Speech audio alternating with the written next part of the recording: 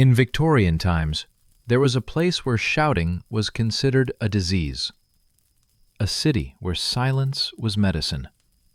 Here they brought those who spoke too much or too little, those who were uncomfortable, sad, tired, others. Behind these doors, there was no torture in the usual sense. There was no blood. There were no chains. There was silence. Days without words. Nights without voices. Looks that no one answered. Doctors believed that silence calmed the mind, that isolation healed the soul, that if you took away a person's voice, they would become normal. But what really happened in these wards? How many people have entered here and never returned? And why do these places still scare even in memory? This is a story about Victorian asylums, places where silence was medicine, and not everyone survived it. Before this story begins, it is worth understanding one thing. The Victorian era was afraid of chaos. It was afraid of emotions. It was afraid of everything that did not fit into the framework of order. Sadness, anxiety, fatigue, strange behavior. All this was not perceived as a human condition. It was perceived as a threat. And that is why asylums appeared, not as punishment, but as treatment. Here they believed that silence could correct the mind, that isolation restores balance, that if you take away the world from a person, he will learn to be normal. In this section, we will go inside a Victorian asylum. We will see what the wards looked like, who was admitted here, and why the first thing that disappeared here was the voice. Walls that healed with silence. In Victorian society, there was a strange belief. If a person was isolated, deprived of noise, and left alone with himself, he would become normal. That's how asylums appeared, not as places of help, but as places of correction. The buildings were built on the outskirts of cities, out of sight, out of question. The high stone walls were supposed to protect society, but in reality, they protected the system from doubt. Timeless wards. There were no clocks inside, not by chance. Time in an asylum was considered an unnecessary stimulus. People were not allowed to know how many hours had passed, or days, or weeks. Morning, day, and night merged into one. Silence as a method. Doctors believed silence calms the mind, reduces arousal, heals the soul. Patients were forbidden to talk, sometimes even look at each other. In some asylums, silence was mandatory for several hours a day. In others, it was permanent. Who ended up here? Not just the crazy. Here ended up women who were too emotional, men who had lost their jobs, people with depression, those who simply didn't fit in. Diagnoses were vague, the decisions were quick, and the way out was not guaranteed. Solitude under supervision. The wards were clean, but cold. A bed, a chair, sometimes a window high under the ceiling. The guards observed silently, without interfering, without speaking, because contact was considered harmful. When silence begins to oppress. At first, people waited. Then they counted steps. Then, breathing. Some began to talk to themselves, and this was precisely used as evidence of illness. Thus, silence created what was supposed to cure. The beginning of a long night. This is only the first step inside. Ahead, methods, punishment, treatment, and consequences. But already here it becomes clear. These walls did not listen. They waited for a person to break down in silence. In the next chapter, we will talk about doctors who believed that they were doing good and about how silence became a form of power. Doctors of silence. Silence in Victorian asylums was not a consequence. It was a goal. It was not expected. It was created. It did not arise by itself. It was maintained, like the temperature in the ward or the level of light in the corridors. In the middle of the 19th century, a new type of doctor appeared. Not a healer and not a priest, not a punisher and not a savior. He was called an alienist, someone who works with an alienated mind, a person who believed that madness was not a demon or a curse, but a disturbance of balance. And any balance, according to the Victorians, can be restored through discipline. These doctors spoke little. They considered silence a professional virtue.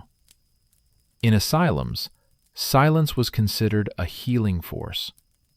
A loud voice excites. Conversation evokes emotion. Emotion is chaos, and chaos, as doctors believed, is the source of disease. Therefore, the first step towards healing was not the word, but its absence. Mornings in the asylum began almost imperceptibly. No bells, no announcements, no commands. The doors opened slowly. The light entered the wards discreetly, as if respecting the rules of the house. The doctor entered quietly, in a dark frock coat, with a notebook in his hand. He took his time.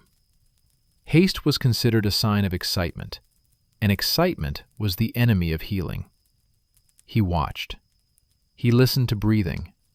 He wrote down. Patients were rarely asked what they felt. Their words were considered unreliable. If the mind is broken, how can it accurately describe itself?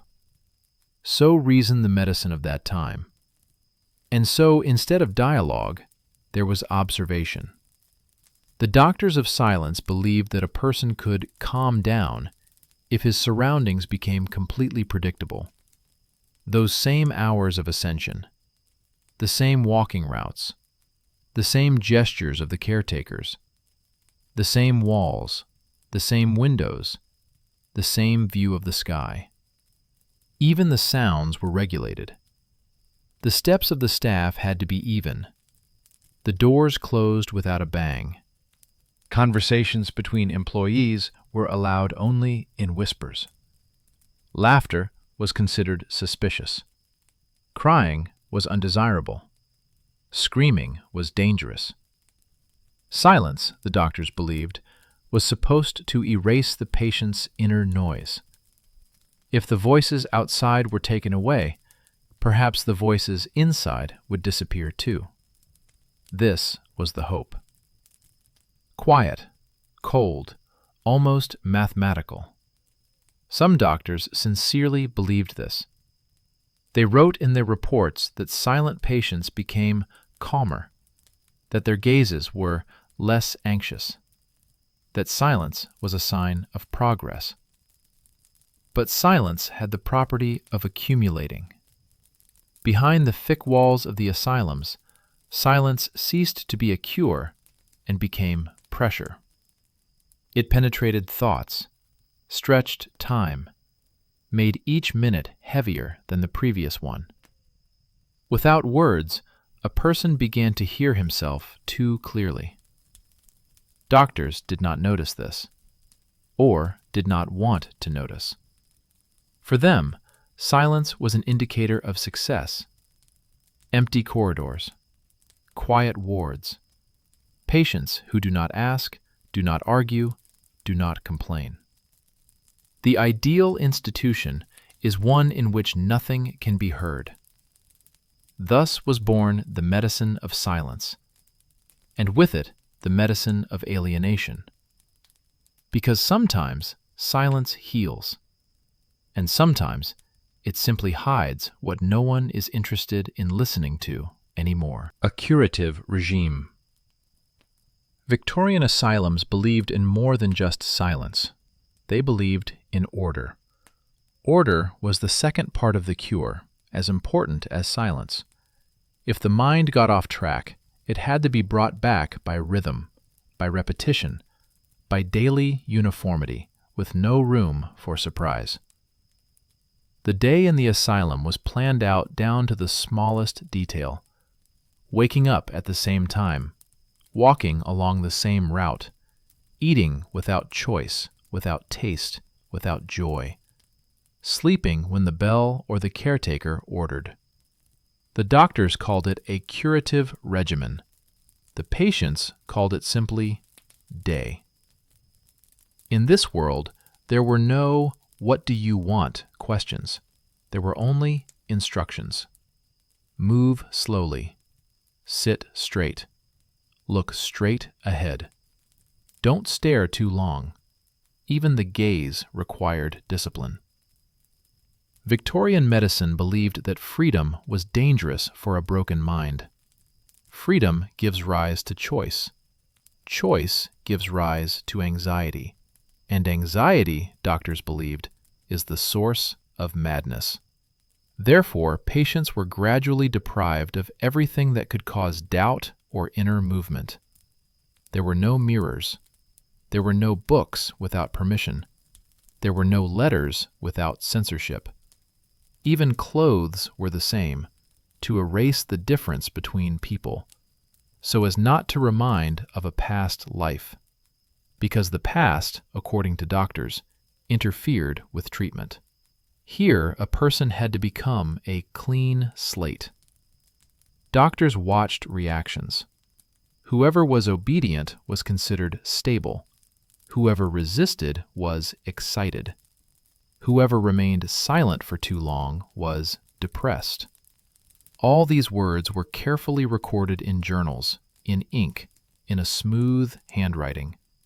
But behind these words, a different reality was hidden. Days merged. Weeks lost their shape. Time stretched, became thick and heavy. For the patient, the regimen did not heal. It erased. The person began to forget who she was. Her name sounded less and less often. More often, the room, the bed, the ward.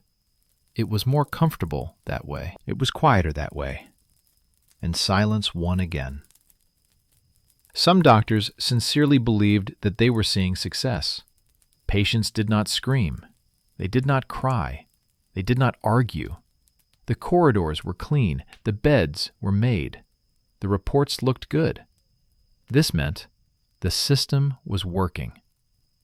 But it did not work the way one would like to think. The regimen did not always calm the mind. Sometimes it simply broke the will. The person learned not to show emotions, not to move once again, not to ask, not to wait. This is how the ideal patient appeared: quiet, submissive, almost invisible. And it was such that doctors considered cured. Behind the thick walls of the asylums, the regime became not a cure, but a form of existence. Here, life did not flow. It repeated itself. Each day was a copy of the previous one, and in this endless repetition, the mind either surrendered or retreated even deeper. The doctors did not always see this, and if they did see it, they did not always admit it. Because the regime was convenient. Silence was convenient. Order was convenient. Sometimes too convenient to give it up. Rooms without voice. In every Victorian asylum, There were places where silence went deeper than anywhere else. They weren't corridors. They weren't common rooms. They were private rooms. They were called variously: calming rooms, isolation wards, quiet rooms. The names sounded almost gentle, but there was nothing gentle inside. These rooms were created for those who disturbed the order, for those whose voices became too loud, whose presence disturbed the general silence. Here, treatment was no longer a rhythm. It became the absence of everything. The walls were bare. The floor was cold. The window was high, almost unreachable. The light penetrated here sparingly, as if reluctantly. The air was still. Time in such rooms did not move. It simply accumulated. Doctors considered isolation necessary. They wrote in their reports that solitude relieved excitement, that silence, devoid of stimuli, allowed the mind to return to itself. Here, without conversation, without the gaze of other people, the patient was to be left alone with his own thoughts and supposedly find peace. But solitude rarely brought peace. Without sound, the world became too loud inside. Every breath sounded like a blow. Every movement seemed superfluous. Thoughts, deprived of distractions, began to circle, turn, repeat. The hours dissolved. The day ceased to be distinguishable from the night. The body lost its sense of time. The person began to talk to himself, quietly, barely perceptibly, and sometimes not so quietly.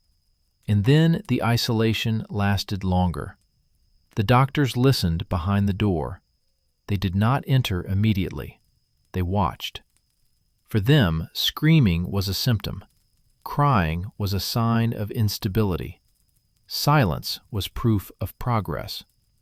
But silence in such rooms did not always mean healing. Often it meant fatigue, or fear, or complete exhaustion. Some patients came out of there quieter, not because they were healed, but because they had learned not to resist. The isolation broke slowly, without blows, without blood.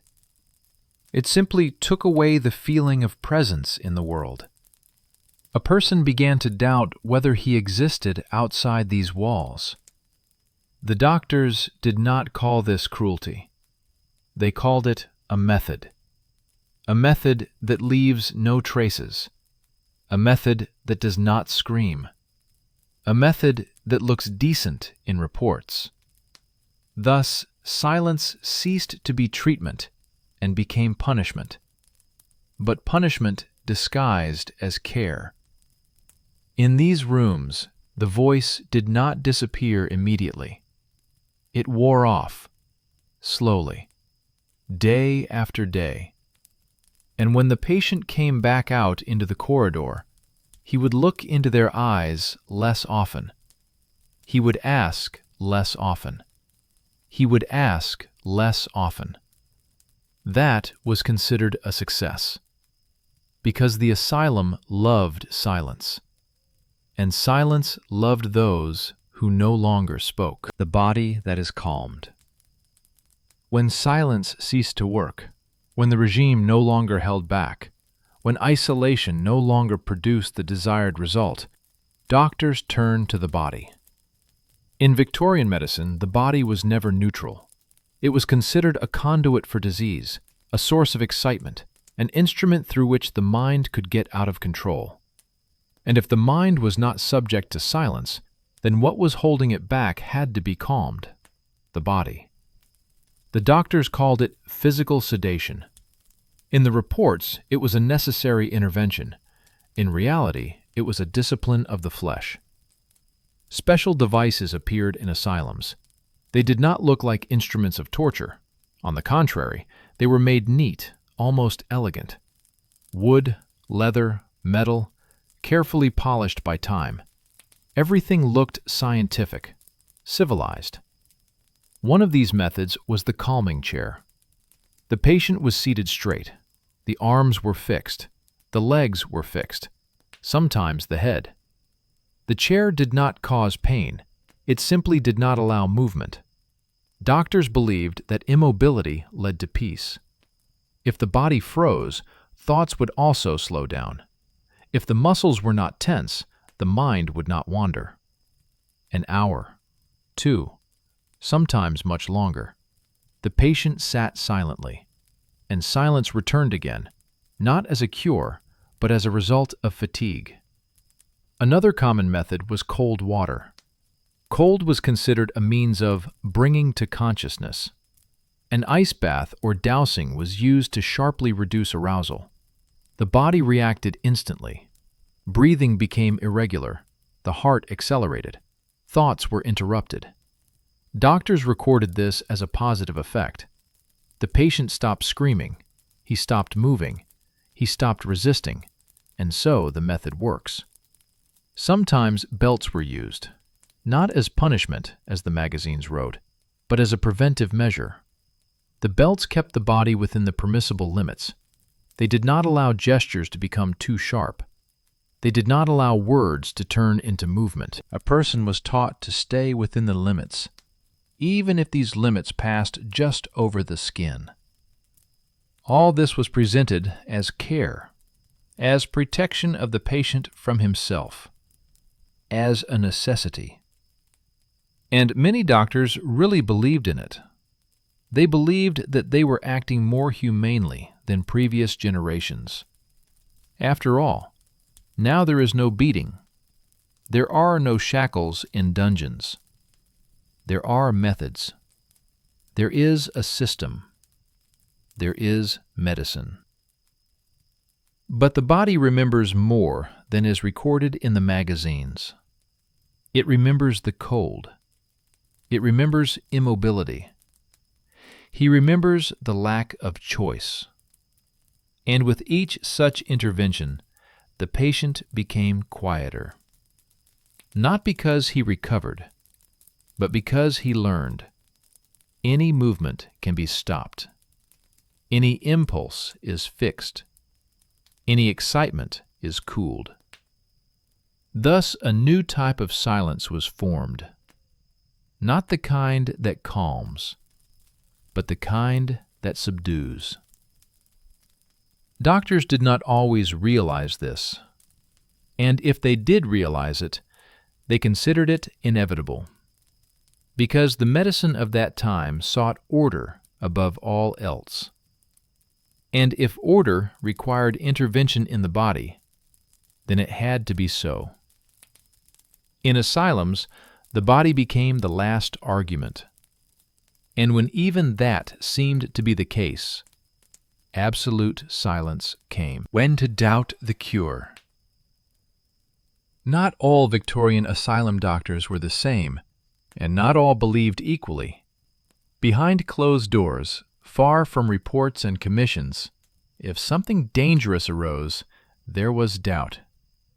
Quiet, almost shy, the kind that was not written about in journals or spoken aloud during rounds.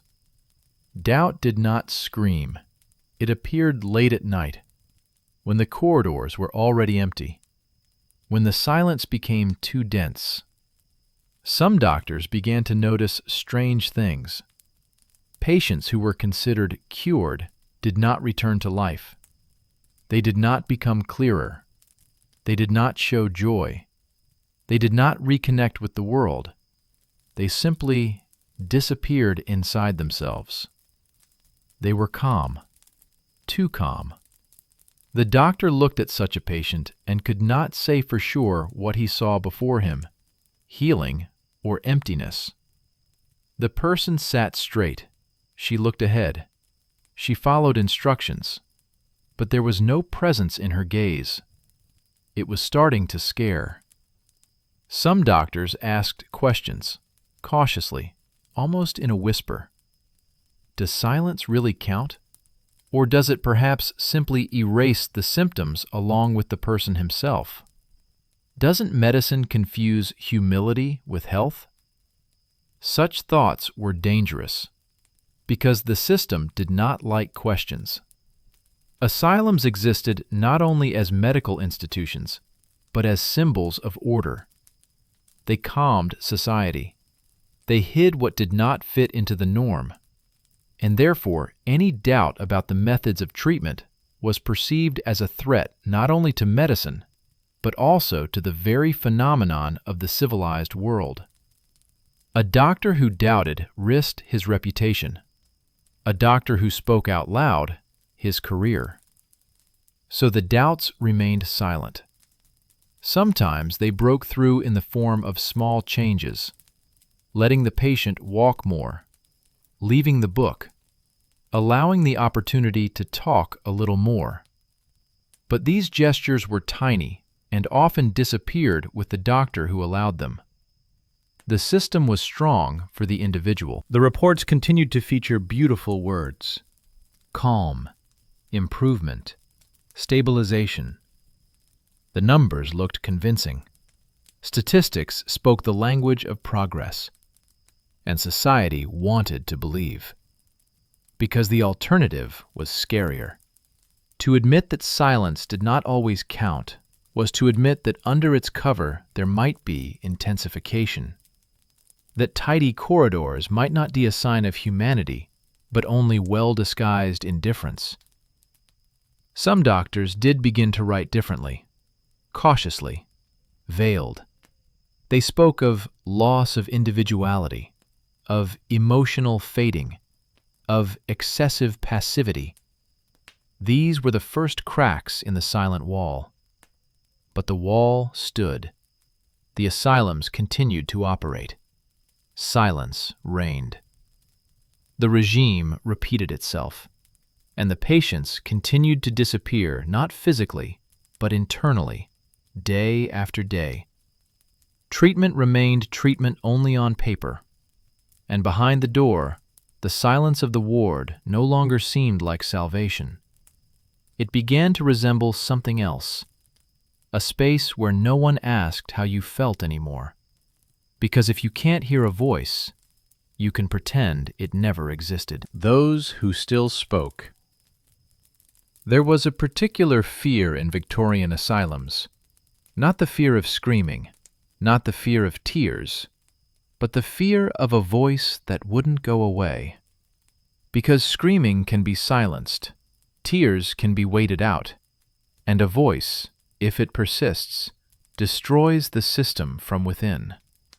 The system was built on the assumption that people would eventually fall silent, that silence would win, that the regime would teach them obedience, that isolation and immobility would do the job.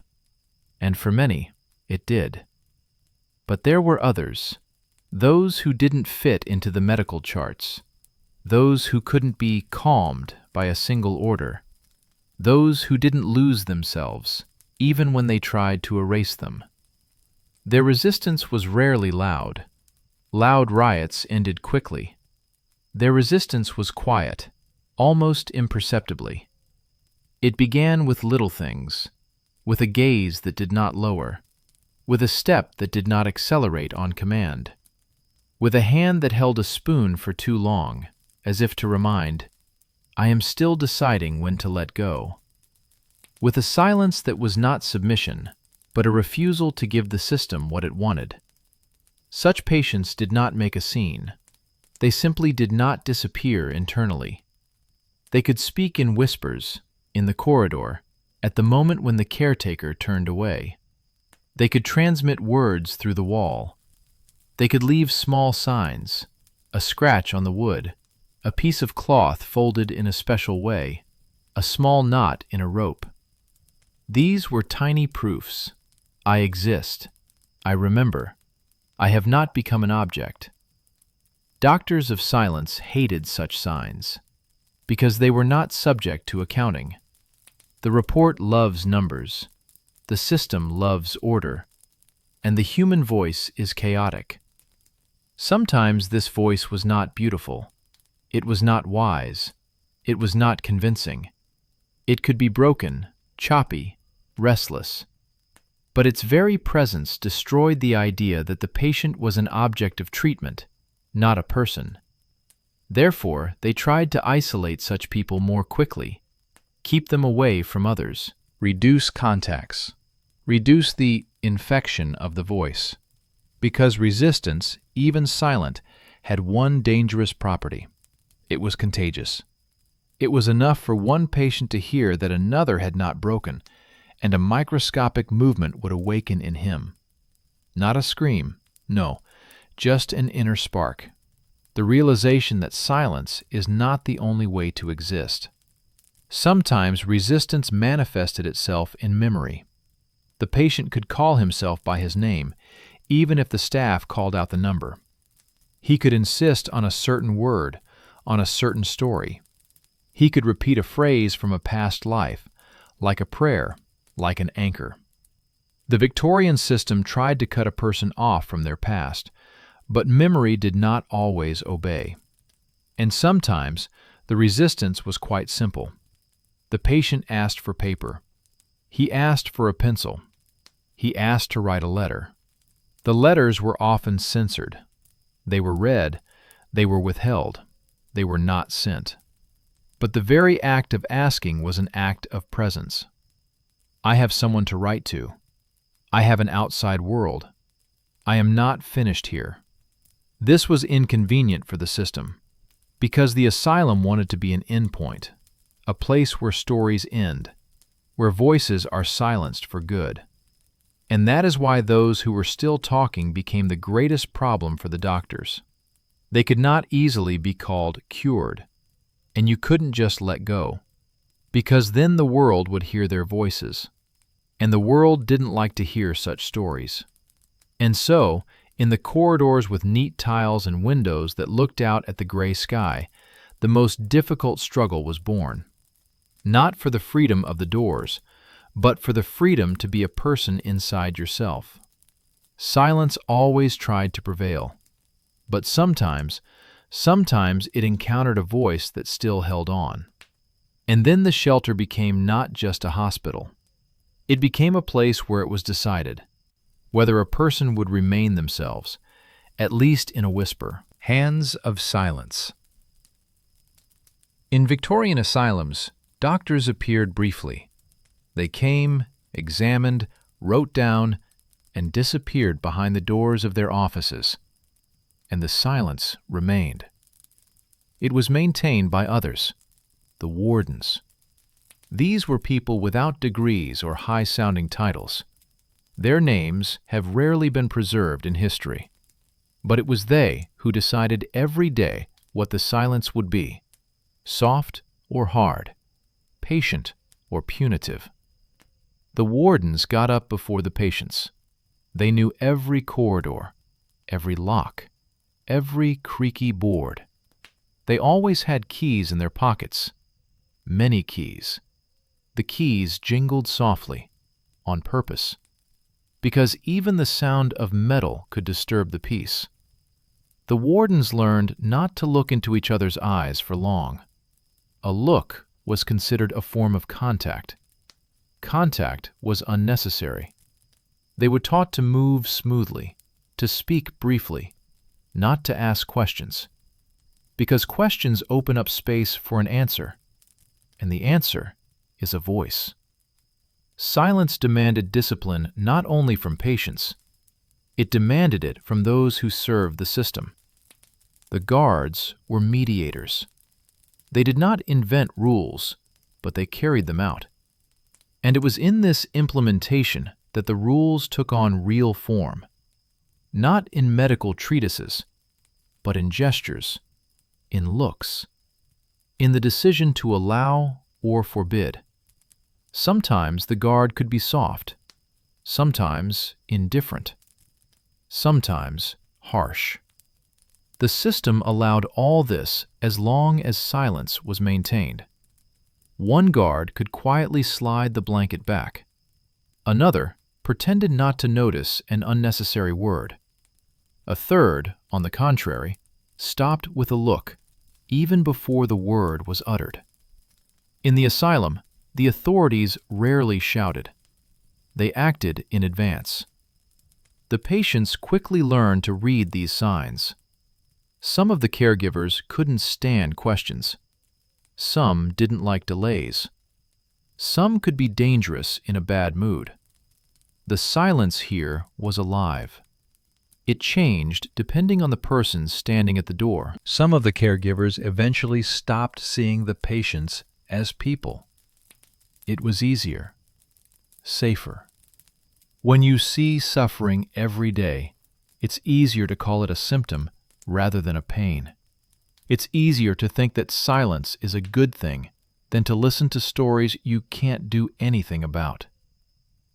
But there were others. Those who heard more than they were allowed to. Those who remembered names. Those who felt that the silence sometimes became too thick. Such caregivers rarely spoke about it. They had no words to describe the doubt. They simply lingered at the door a little longer, or brought water without orders, or let them sit by the window for a few more minutes. These little things didn't change the system, but they did change the day. And that's exactly why the system didn't like little things. Because the asylum was a mechanism, and mechanisms don't tolerate anything personal. The keys must turn in the locks the same way. The doors must close on time. The patients must be silent. And the guards, like the hands of this system, decided every day whether silence would remain simply the absence of sound or whether it would turn into an instrument of power. Because it was in their hands that silence became real. Not in books, not in theories, but here, between the key and the lock, between a look and averted eyes, between permission and prohibition. And if the doctors invented silence, the guards embodied it. Every day, without pauses, without witnesses. The silence that began at home. For most patients, the Victorian asylum was not the beginning. It was the end of a long silence. Long before the heavy doors of the hospital closed, silence had already settled in the house. It had come gradually, not as a decision, but as a habit. Families did not speak out loud about what was happening, not because they did not notice, but because they did not know what to call it. Strange behavior was called fatigue. Disturbing thoughts were called weakness. Sudden tears were called nerves. In Victorian society, silence was a form of decorum. Many things were not spoken about, not out of indifference, but out of the belief that words could destroy order. And mental illness was just that, dangerous to reputation, to marriage, to the future of children. Families waited. They hoped. They postponed. But the silence inside the house became increasingly difficult. The person who would later be called a patient often still lived among his own people. He sat at the same table. He slept in the same room. But they spoke to him less and less. They didn't ask unnecessary questions. They avoided topics that could arouse emotion. In this way, the family learned to be silent. When a decision was made, it was presented as a necessity, as a concern, as an act of love. They will help you there. You will be calmer there. Doctors will look after you there. These words sounded convincing, and they were often sincere. Because shelters promised order, something that was so lacking at home. Farewells were rarely loud. There were no scenes. There were no protests. Everything happened quietly, almost businesslike. Things were neatly folded. Letters were put in envelopes. Eyes were averted. The family learned not to stare too long, because a long look could cause doubt. And doubt is a question, and a question is a fear. After leaving, life went on. The table remained full. The room was closed. The name was mentioned less and less often, at first with caution, then only in the past tense. Thus the silence from home passed into the asylum. Letters from patients sometimes came. They were read carefully, with anxiety, sometimes with relief. If the handwriting became smoother, if the words were shorter, it was considered a good sign. He calmed down. She became quieter. That was how they wrote. No one asked at what cost. Sometimes the letters stopped coming altogether. Then the families said that it was even better that way. Less worries, less pain. The asylum took on not only the person, it also took on the responsibility of listening, because listening is harder than being silent. Thus, a vicious circle was formed. The family handed the person over to the doctors to the system to silence. And everyone in this chain believed that they were doing the right thing. And the silence only grew. It grew between homes and shelters, between letters and replies, between those who remained and those who were no longer seen. It became part of the culture, invisible but omnipresent. And when the patient finally disappeared from the world's memory, it was not sudden. It was the logical conclusion of a silence that had begun long before the first lock. When the story ended in Victorian asylums, the end did not always mean an exit. And even when the door opened, it was not always a return. The system did not like the word discharge. It preferred other phrases: discharged, transferred, stabilized, no longer requiring supervision. These words sounded confident. They looked good in reports, but they rarely meant a real end. For many patients, the asylum became the last place they knew, not always by death, more often by disappearance. Some did die within the walls of the hospital, quietly, without witnesses, without the rituals that accompany death in ordinary life. An entry in the journal, a date, the cause, formulated in general terms: exhaustion, weakness, natural causes. The body was handed over without much fuss. The grave was often shared. A name, sometimes not even carved.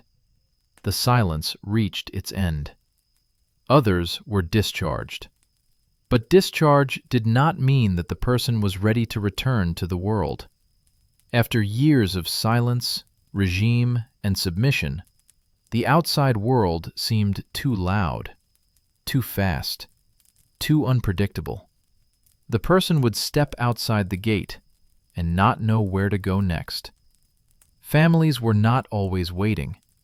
Jobs were not always available. Place in society was often lost. The former patient would return not as the person he had been before, but as a shadow of that person. Quiet, cautious, accustomed to asking permission even when it was no longer needed. Some could not stand it, and they would return. And so the asylums would take the same people back, this time with a story that did not need to be explained. The system liked familiar cases. They did not create surprises. And there were those who simply disappeared. They were transferred to other institutions. They were sent to workhouses. They were transferred to the care of the state. The name was lost among the papers. History among the archives. For the asylum, it was convenient. For statistics, acceptable. For society, invisible. Because the best patient is the one you don't have to think about anymore. And that's how most stories ended. Not loudly, not tragically, but quietly, almost neatly. as if someone had carefully closed a book without reading the last page. The doctors continued to work, the caretakers to change, the corridors to stay clean, and silence to live on. It survived people. It survived doubts. It even survived the era itself. Because silence, once legalized as a treatment, has a long life. And when we look at these old buildings today, with their symmetrical windows, neat facades, peaceful gardens, it's hard to imagine how many voices have disappeared inside. Not because they were heard, but because we learned not to listen to them. The legacy of silence. As the Victorian era began to fade, asylums did not disappear with it. They did not fall. They were not immediately demolished. They did not suddenly become a mistake of the past. They simply changed names. The words asylum were gradually replaced by hospital, alienist by psychiatrist, isolation by clinical observation. Language became softer, walls by lighter colors, methods by more modern ones. But silence did not disappear.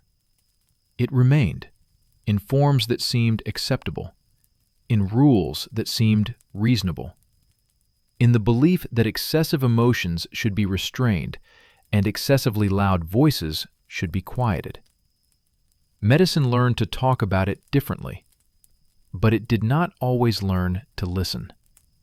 The idea that a person in crisis needs control above all else was not born in the 20th century. It came from there, from the corridors where silence was considered a sign of success, from the wards where the absence of protest was equated with healing. This logic proved to be tenacious. It seeped into textbooks, into protocols, into the habit of looking at a person through a symptom. And while much has changed, medicines, therapies, new approaches, some old shadows have remained. The fear of the uncontrolled voice, the intolerance of chaos, the desire to make a person comfortable for the system before understanding their pain. Silence has become more refined, but no less powerful. It no longer locked the door so loudly. It did not always fix the body. It did not always take away the name. And yet it taught the world one dangerous thing, that silence can look like healing. Today, we often look at Victorian asylums with distance, as a dark page of history, as an example of how not to do things. But we rarely ask ourselves, what exactly from that logic have we never let go of? Is silence always peace? Is the absence of complaints always a sign of health? Do we still confuse comfort with healing? These questions have no simple answers, and that is why they are uncomfortable, because they force us to listen. And listening means accepting someone else's pain without immediately trying to drown it out. Victorian asylums left behind more than buildings and archives. They left behind a way of thinking, slow, neat, one that easily masquerades as caring. And if we talk about progress today, perhaps it begins not with new methods, but with the rejection of the old silence, the one that does not heal, but hides. Because the history of asylums is not only about the past. It's about how society treats those it doesn't want to hear. And as long as we fear the voices that disrupt order, silence will always have power. After the silence. When the lights went out in the asylum, when the corridors emptied, when the footsteps of the wardens died down, silence remained. It needed no witnesses. It demanded no attention. it simply was. In Victorian asylums, silence lived longer than people. It remembered more than any archive. It kept within itself days that repeated themselves, glances that no longer sought an answer, and voices that disappeared not because they were not there, but because they were not listened to. If you walk through the old buildings today, even when they are empty, you can feel it. Not fear, not horror, but something else, a dense, almost physical one. The feeling of a place where people waited too long for peace and too rarely allowed to be alive. There was not always evil here, and there was almost always confidence. Confidence that it was right, that order is superior to chaos, that silence is safer than voice, that calm is more important than truth. And it is this certainty that has made silence dangerous, because true cruelty rarely looks cruel. It looks smart, neat, justified. It speaks the language of care and hides behind the words, "for your own good." In Victorian asylums, not everyone suffered equally. Not everyone was broken. Not everyone disappeared. But almost everyone was silenced. And when we remember these places today, it is important not only to remember the methods, it is important to remember the atmosphere. That slow, disciplined silence that seemed like a solution, but was often just a refusal to listen. Because the story of these asylums is not a story of madness. It is a story of the limits of society's patience, about how much pain it is willing to hear before it decides silence is more comfortable. Perhaps that is why this story still resonates, not in buildings, but in our reactions. When we turn away from difficult conversations, when we call silence the norm, when we confuse calm with suppression. Victorian doctors believed they were healing. Caregivers believed they were doing their duty. Families believed they were saving. And each was right in their own way. But together they created a world in which silence became the law. That world no longer exists in that form, but its shadow is still with us. And perhaps the real lesson of this story is not in condemning the past, but in being attentive to the present. Because where people stop listening, there always comes silence. And there's only one question: will she treat or simply hide what's too hard to hear? And now that this story is coming to an end, let silence return, but a different kind. Not the kind that forces silence, but the kind that lets you breathe. The Victorian asylums left behind more than stone walls and archival records. They left behind questions, quiet but important, about how we deal with vulnerability, about how easy it is to confuse order with healing, and about how silence often seems easier than listening. Perhaps today, lying in the dark, you will hear the usual night sounds around you: the breathing of the house, the rustling of the city, or complete silence. And let it be calm. Let it not hide, but protect.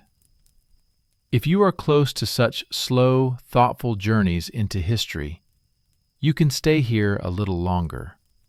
Subscribe to the channel, give a silent like, or leave a short comment. Maybe just write where you're listening to this story today. It helps the channel live, and the stories be heard. Thank you for being there until the very end. May the night be peaceful, and may the silence today be kind.